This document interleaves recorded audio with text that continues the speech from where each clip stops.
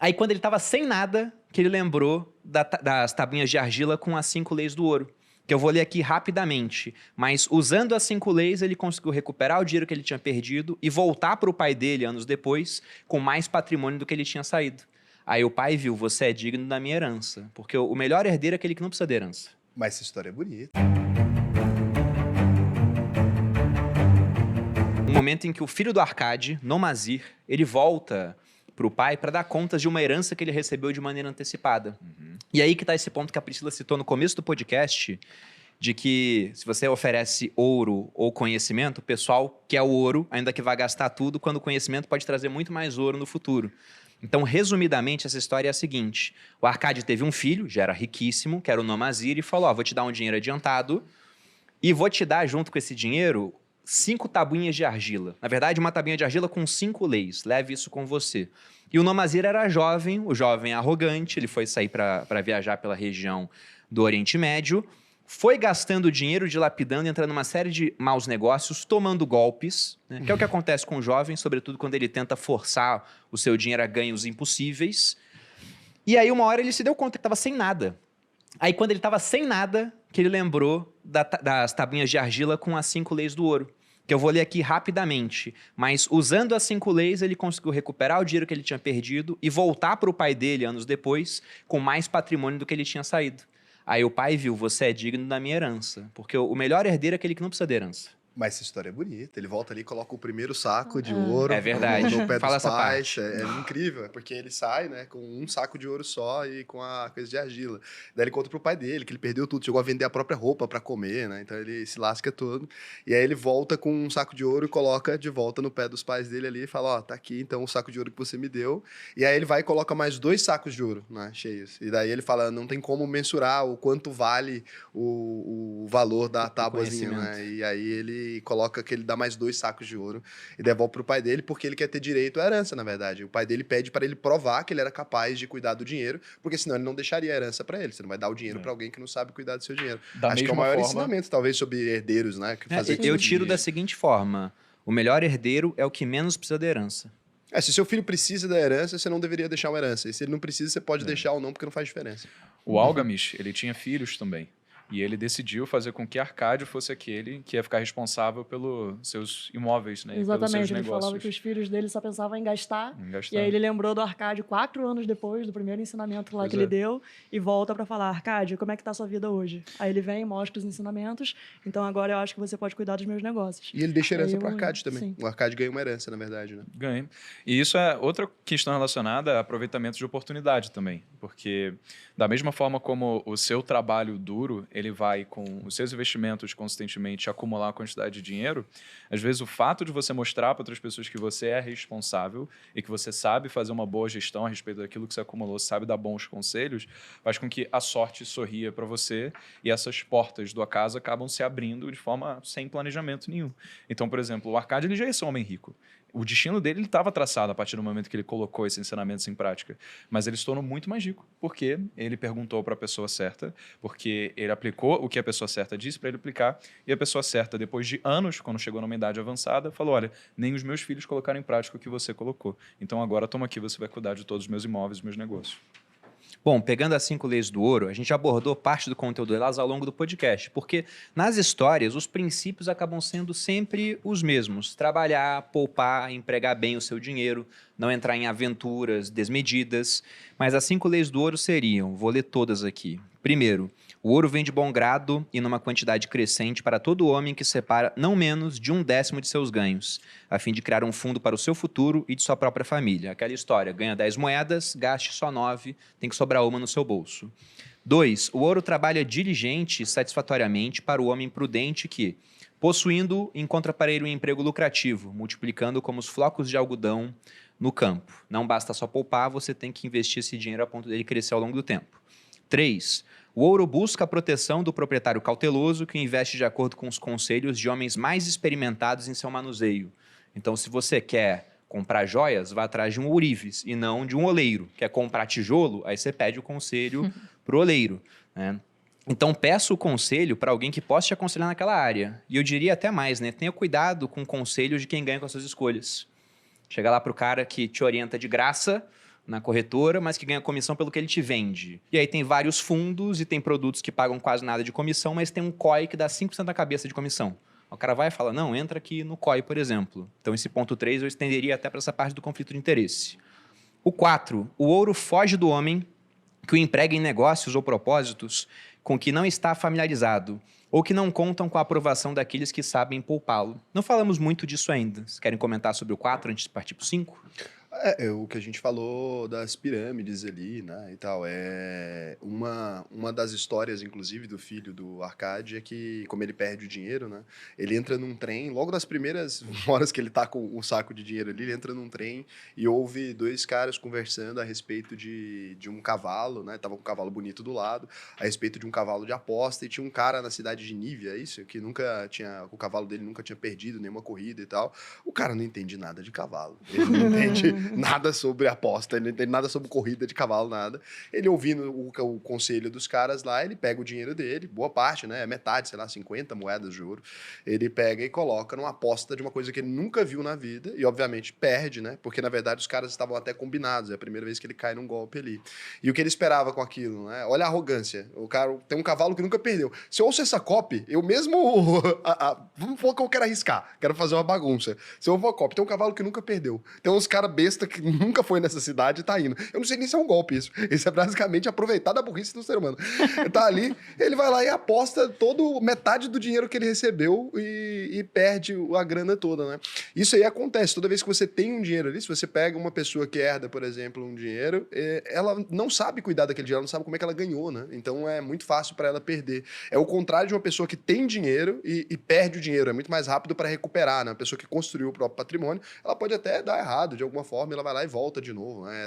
A gente tem N histórias dessa, Donald Trump, tem aqui, como é que é o nome do cara? O Geraldo? Rufino. É o Rufino, né? Ele teve lá, da sucata e tal, daí ele perdeu tudo, daí vai e sobe de novo. Então essas histórias é toda hora. O contrário do cara que ganha o dinheiro, né? Que esse só perde mesmo. Não, e além dessa história do cavalo, ele ainda perde os outros 50% investindo em um negócio, comprando uma loja, né, que tava com o estoque barato, de algo que ele não tinha a menor noção do que ele estava fazendo. E virando sócio de alguém que não conhecia. De uma pessoa que ele não conhecia. Aí, obviamente, também dá errado e ele fica zerado. Aí que ele vai pegar a tábua lá que o pai dele deu com as 5 leis e vai começar a trabalhar e depois ele começa a investir. Então, quando ele começa a ganhar dinheiro trabalhando, ele pega o dinheiro dele e dá para um cara que ia comprar cobre que, ao final da construção do muro, iam precisar dos portões. Então, o rei ia precisar daquele produto. Então, a gente já compra aqui porque é uma demanda certa que o rei vai precisar.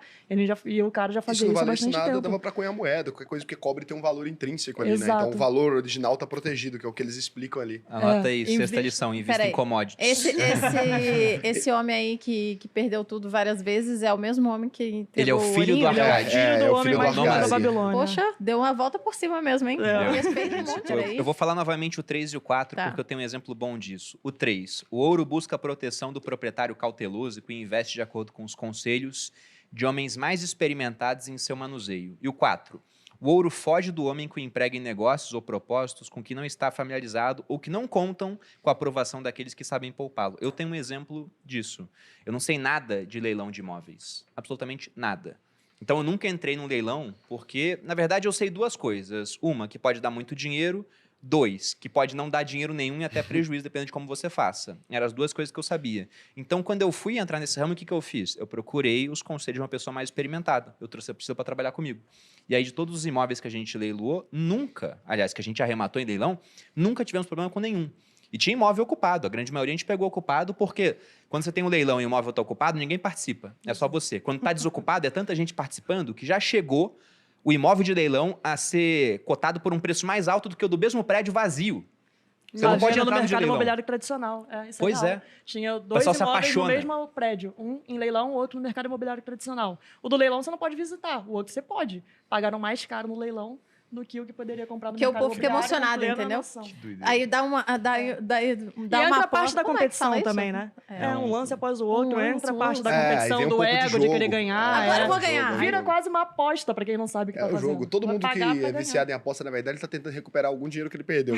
O apostador é sempre assim. Ele apostou 100, aí ele perdeu. Aí ele fala, agora eu vou botar mais 100, porque se eu ganhar uma vez só, recupera 200. Aí quando ele vai ver, ele tá apostando 50 mil. É porque- aquela história do cara que deixa R$5 caírem na privada toda suja. Ele fala, poxa, R$5 não dá pra botar a mão na merda. Ele pega uma nota de 100 e joga em cima. Por 105 ele bota. Ele vai lá e pega. Mas o exemplo que eu ia dar é porque uma vez teve uma seguidora da Priscila que mandou pra ela uma pergunta que era bem emblemática. Era uma pessoa que queria entrar nesse ramo de leilão porque ela viu, nossa, o Bruno e a Priscila estão ganhando dinheiro com isso, deve ser um ramo legal. E foi tentar sozinha. E ela estava para arrematar um imóvel que tinha um termo jurídico muito específico, que eu não conhecia, mas a Priscila conhecia. Conta essa história. Não, eu recebi por direct a pessoa que estava convicta que ela ia arrematar um imóvel, faltava só um detalhezinho num termo, e o termo era nua Nossa. propriedade. E ela só precisava daquela resposta para definitivamente oferecer o lance lá no leilão. Eu falei, olha, eu vou te explicar qual é a consequência e não preciso nem falar para você não participar, que você vai entender. Uma nua propriedade é um imóvel que tem um usufruto. Ou seja, eu sou proprietário do meu imóvel, mas eu cedo para o Breno o direito dele morar, alugar, ele vai fazer o que ele quiser com o imóvel durante aquele tempo que eu cedi a posse para ele. E Que pode ser a isso aí- vida toda. E geralmente isso aí é até a morte da pessoa. Nossa. Então, boto lá a nua propriedade, eu boto lá o usufruto, perdão, pro Breno, ele usa como ele quiser até ele morrer. Mas E aí- paga pelo menos, então tem um Não, aluguel não ali. paga, não paga, zero. Então você É é dono de Inclusive, imóvel, se você não pode você- fazer nada com ele. Exato. Se pode você vender. alugar, fica para você o dinheiro. Ou Você seja, tá na a propriedade posse, você faz assim. privada é só uma formalidade, porque não acontece na prática. Mas isso aí é por livre e espontânea vontade. era A de pessoa burrice. voluntariamente Livre e vai lá e te passa o usufruto do imóvel. Entendi. Só que isso tem uma consequência muito ruim para o leilão, porque a pessoa que arremata, né, o arrematante, ele vai arrematar de fato a nua propriedade. Ótimo, virou proprietário do imóvel. Só que ele não tem a posse do imóvel enquanto o outro não morrer. Uau. Quanto tempo você Mas vai às demorar vezes, se pra tiver um bom acontecer? amigo, né? Que consiga resolver esse tipo de problema. Você pega um cangaceiro, né? Vai lá com a arma. Mas Eu não esse disse é o isso, risco. Empurra, eu disse um bom empurra da amigo. Não escada. faça isso em casa. Porque aí começa a entrar nesse campo da especulação. O cara vê lá esse imóvel e Mais do pensa, crime tá, mas mesmo. quem tá lá dentro? E às vezes você tá Não, é com um a baita tiro pessoa no que é a pé. rainha da Inglaterra. Quase imortal, que vai viver. E tem não uma dá pra história. confiar. Não dá pra Não, a confiar. E pessoa tem tem uma história 99 disso. anos. Com quanto ela vai morrer? Às vezes dá ela pra dura saber. lá mais 3, 4, 5 Tem aquele anos. caso da você fica sem francesa, ter. a Jeanne Calment, que eu sempre cito, Aham. que foi uma das mulheres mais velhas já registradas. Viveu, se eu não me engano, quase 130 anos. E quando ela já estava com 70 e poucos anos, isso na metade do século XX, ela estava muito velha já, com 70 e pouco, expectativa de vida naquela época era mais baixa do que isso. Ela chegou para um advogado que conhecia a família dela e falou, olha, eu já estou muito velha. Vamos fazer o seguinte, eu tenho meu imóvel, o único patrimônio que eu te vendo o meu imóvel, ele é seu, só que eu te vendo mais barato para continuar morando aqui dentro.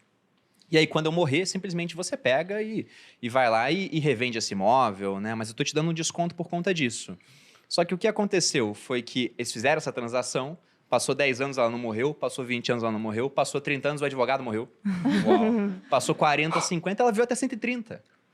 Então, seria um péssimo negócio. E a pessoa estava prestes a fazer e só não fez porque mandou uma dúvida e deu a sorte De da ter Priscila respondido. ver a dúvida. Porque senão Porque ela estava com se- esse imóvel na mão dela e vai Mas saber aí o que esse ia acontecer. advogado errou numa coisa.